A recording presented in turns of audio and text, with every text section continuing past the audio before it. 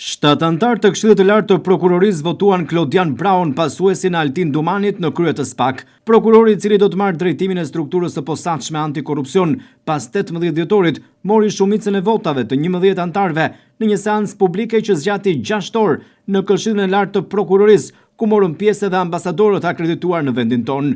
Pas Braus, 3 vota të anëtarëve arriti të marrë Adnan Xholi dhe pas tij vetëm 1 vot Elvin Gjokaj. Kandidatja e 4 e vetmja gruaj që synoi drejtimin e SPAK, Doloreza Musabelliu, nuk mori besimin e asnjë antari të KLP-s. Përzgjedhja e kreut të një prej institucioneve me vëmendjen më të madhe jo vetëm të opinionit publik e politikës në Shqipëri, por edhe të ndërkombëtarëve, u ndoq nga afër në sallë gjatë gjithë seancës maraton nga krerët e selive diplomatike në Tiranë, Shteteve të Bashkuara të Amerikës, ambasadorë të vendeve të Bashkimit Evropian dhe Britanisë së Madhe.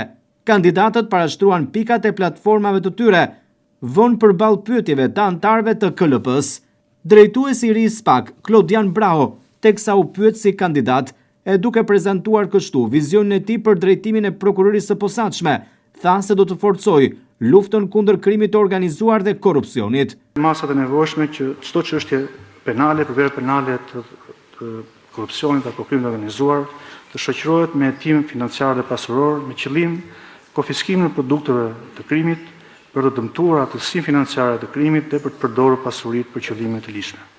Së katërti, do të ndërmerren masat e nevojshme për rritjen cilësore dhe rritjen e standardeve profesionale të hetimeve, që gjatë veprimtarisë hetimore të zbatohen me korrektësi rregullat e vendosura në Kodin e Procedurës Penale.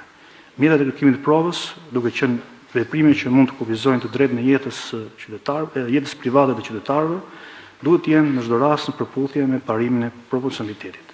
Është rëndësishme që organi procedues të kërkojë dhe të mbledh prova, por është po aq rëndësishme dhe mënyra e kërkimit dhe marrjes së tyre.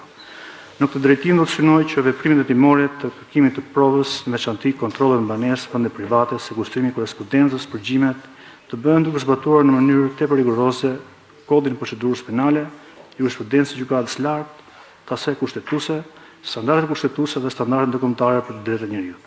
Zbatimi me korrektësi i dispozitiveve procedurale që lidhen me mjetet e kërkimit të provës do të forcojë zbatimin e parimit të lishmërisë në veprimtarinë hetimore të prokurorisë posaçme, për të rrisë besimin publik të institucioneve shtetërore, si edhe të shmangë perceptimet për veprime hetimore jo proporcionale në raport me rrethanat e faktit. Kreu i SPAK e ka mandatin 3 vjeçar pa të drejtë rizgjedhjeje.